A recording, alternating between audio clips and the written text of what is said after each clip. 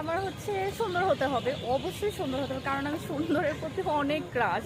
আচ্ছা, কালো হলে আমার চলবে না, আমার বান্ধবী যেটা বললো। আচ্ছা, এক নম্বরে আর সুন্দর। সেকেন্ড হচ্ছে অনেক বেশি টাকা থাকতে হবে, কারণ টাকা ছাড়া তো সবকিছু অচল, রাস্তাঘাটে চলা যাবে না, ভালো কোথাও যাওয়া যাবে না।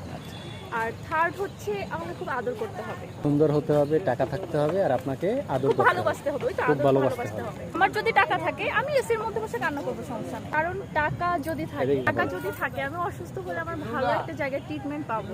এখন আমি সেই ঢাকা মেডিকেলে যাই তো ওইখানে বারান্দায় শুয়ে থাকবো না আসলে। কিন্তু আপনার হাজবেন্ড যদি সচ্চরিত্রবান হয়, নরমাল মেডিকেলে যদি আপনার পাশে বসে আপনার সেবা করে, সেই শান্তি। আর আপনার টাকা আছে প্রচুর, আপনার হাজবেন্ড আর এক মেয়ে নিয়ে ফুর্তি করতেছে, আপনি অসুস্থ, আপনার টাকা দিয়ে দিছে, আপনি একা একা যাই হসপিটালে, তো ওই সময় আপনার ভালো লাগবে না? আসলে আমি যে উন্নত চিকিৎসা, আমার জামাই দরকার নেই।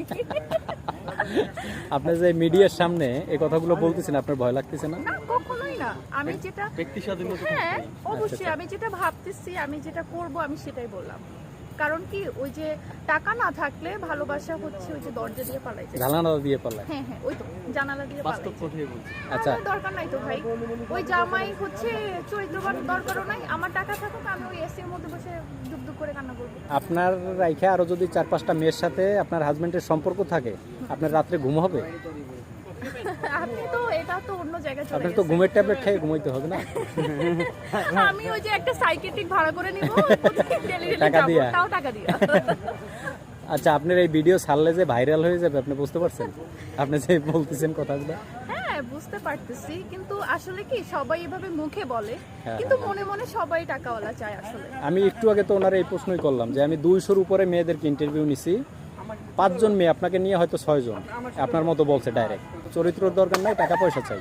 না, হ্যাঁ কিন্তু আমরা বাস্তব সমাজে তো দেখি আপনি যেটা বলতেছেন এইটাই। হ্যাঁ, এটাই তো হচ্ছে, এটা হচ্ছে না?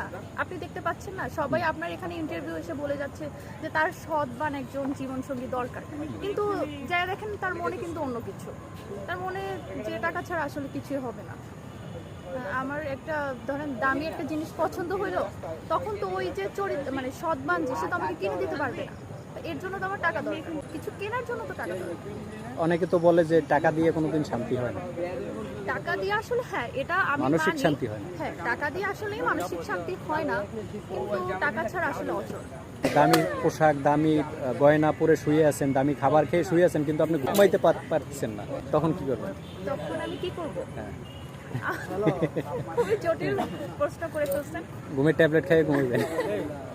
হ্যাঁ, ঘুমের ট্যাবলেট খেয়ে ঘুমাবো দরকার পড়লে। তো আপনি টাকাওয়ালা দ্বিতীয় ছেলেটাকেই চাচ্ছেন? হ্যাঁ, আমি সেকেন্ড, আমার চয়েস মানে চরিত্র ভালো থাক খারাপ থাক ওটা কোনো ব্যাপার না, টাকা হইলেই হবে, টাকা। যার টাকা আছে তাকেই বিয়ে করবে। বন্ধুরা, আপনারা এই ভিডিও যারা দেখতেছেন, এই আপুর টাকাওয়ালা ছেলে লাগবে, আপনাদের টাকা থাকলে না, আমার খুঁজে দেওয়া লাগবে না, যে আচ্ছা। আমার আল্লাহ তাআলা লিখে রাখছে সে আসলেই হোক, করে খোঁজা গেছেন? লাগবে না।